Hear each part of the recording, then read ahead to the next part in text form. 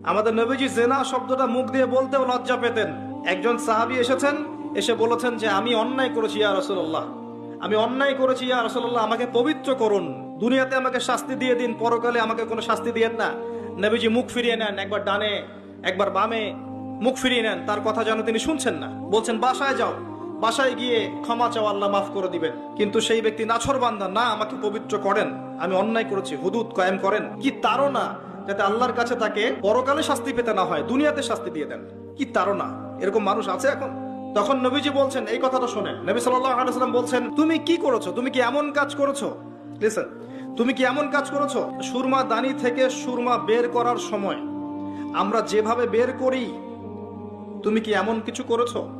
খেয়াল করে দেখেন, প্রিয় নবী সাল্লাল্লাহু আলাইহি ওয়াসাল্লাম মুখে জেনা শব্দটা বলছেনও না, বলতেও চাচ্ছেন না। তিনি এত উচ্চ মানের ভদ্র মানুষ, সুবহানাল্লাহ।